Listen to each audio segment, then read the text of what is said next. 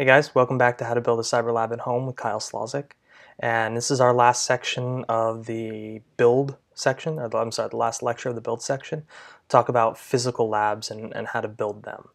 Now, it's kind of difficult for me to sit here and do a screencast of how to build a physical lab. So what I'm going to do is I want to talk about the architecture and how you would design a physical lab.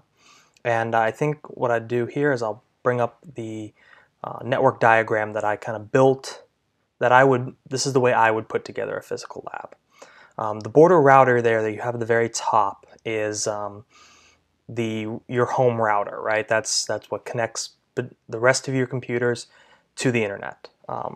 So what I would do is I would honestly put in a firewall between your border router and then have another router within that for your lab.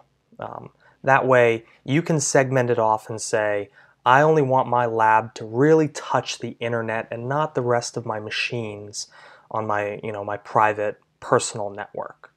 And now I put a firewall in there. You can put a physical firewall if you have one. I mean, and that might be one of the reasons why you're building a lab is to learn firewall technology. Great.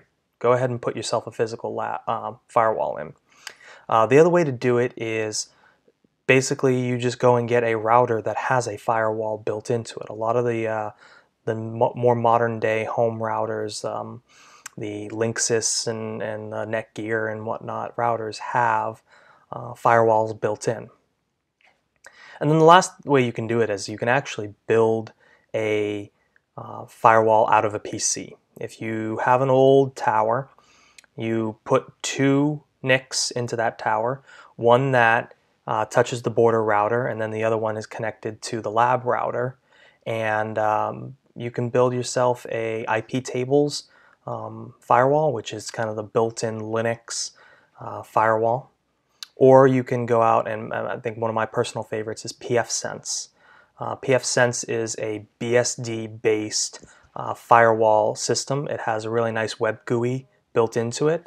So you just set it up and it has this really nice wizard, goes through, and you can set up the rules to say I only want it to touch the internet and so on and so forth. So look into a few of those, and this is the way I would build a physical lab at home. So in the next section, we're going to talk about, well, now that you've got the lab, what do you do with it? How do you use it? So we'll see you guys in the next section.